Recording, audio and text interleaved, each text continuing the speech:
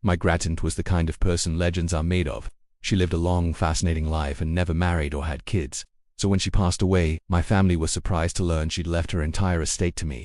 I was even more surprised when I saw what that estate was. A beautiful 20-acre property with a charming, rustic cabin, and nestled right in the middle of it was a stunning 5-acre private lake. It was a dream come true. I packed my bags ready to start a new, peaceful life by the water. That peace, however, lasted about a week. That's when I got the first letter. It was from the local Homeowners Association, or HOA. The letter was polite but firm, welcoming me to the neighborhood and reminding me of the annual HOA fees. It also included a long list of rules about property maintenance, landscaping, and, most importantly, the use of the community lake. I reread that part. Community lake. I was confused. I owned the lake. It was clearly marked on the property deeds my great-aunt's lawyer had given me. I figured it was just a misunderstanding, a boilerplate welcome packet sent to a new resident. So I wrote a polite email back, thanking them for the welcome, and gently clarifying that the lake was private property and not part of the community assets managed by the HOA. I thought that would be the end of it. Oh, how wrong I was. A few days later, the HOA president himself, a man named Mr. Harrington, showed up at my door.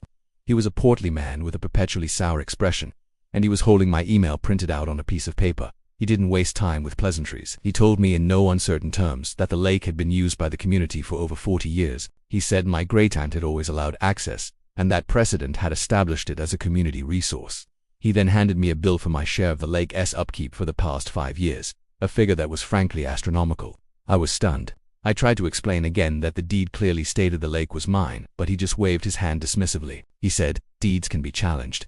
Decades of public use create a prescriptive easement. The community has rights." He then pointed toward my small dock and said, "And another thing, that dock is not up to HOA code. You'll need to submit plans and get approval before you do any repairs." He then smugly informed me that the HOA board would be meeting to discuss legal options to ensure continued public access to the lake. He left, and I just stood there, my dream turning into a nightmare. I immediately called my great-aunt's lawyer. He was a kind, elderly man who had known her for decades. He listened patiently as I recounted the conversation with Mr. Harrington. When I was done, he chuckled. "Ah, yes," he said. "The HOA, your great-aunt, had a long and colorful history with them." He explained that for years, the HOA had tried to get control of the lake. They wanted to develop the shoreline, put in a public beach, maybe even charge for access.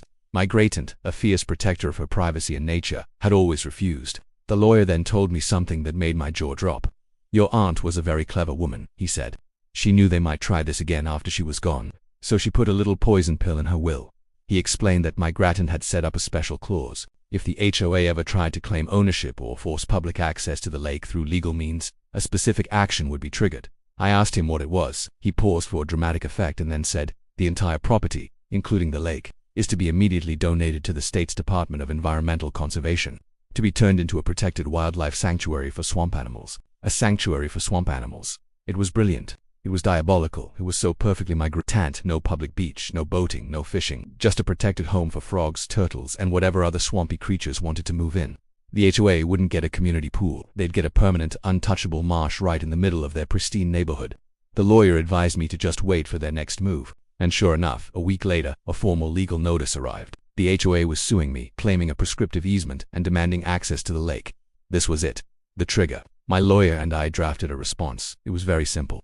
We acknowledged their lawsuit and, as a courtesy, informed them that their legal action had triggered a specific clause in my great-aunt's will. We included a copy of the relevant section, highlighting the part about the swamp animal sanctuary. We sent it off to the HOA's lawyer. The silence that followed was deafening. Days turned into a week. I started to see worried-looking neighbors whispering to each other on their lawns.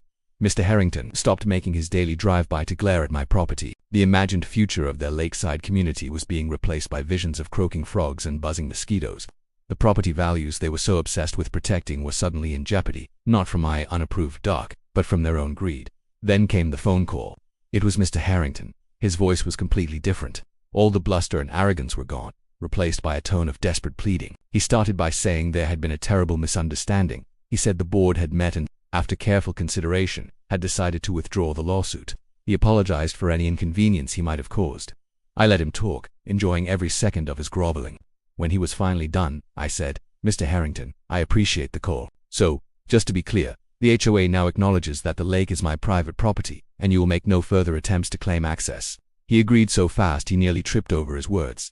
"Yes, absolutely, 100% private." I then added, "And about that bill for upkeep, and the issue with my dock." He stammered, "Oh, that was just a mistake. An administrative error. Please, just disregard it. The dock is charming, very rustic. And just like that, the war was over. I had won. I didn't just win. I had achieved total victory without ever stepping foot in a courtroom. The HOA has never bothered me since. My neighbors are now incredibly polite, waving whenever I'm out on my dock. They seem to have a newfound respect for my privacy. I get to enjoy my peaceful lakeside life, just as I dreamed. Every now and then, when I'm sitting by the water at sunset, I think of my Gretchen and her brilliant, forward-thinking spite. She didn't just leave me a house and a lake. She left me the perfect weapon to protect it, and for that I am eternally grateful. Thanks for listening to my story. If you've ever had a crazy battle with an HOA, let me know in the comments below. I'd love to hear about it. And don't forget to like and subscribe for more stories. See you next time.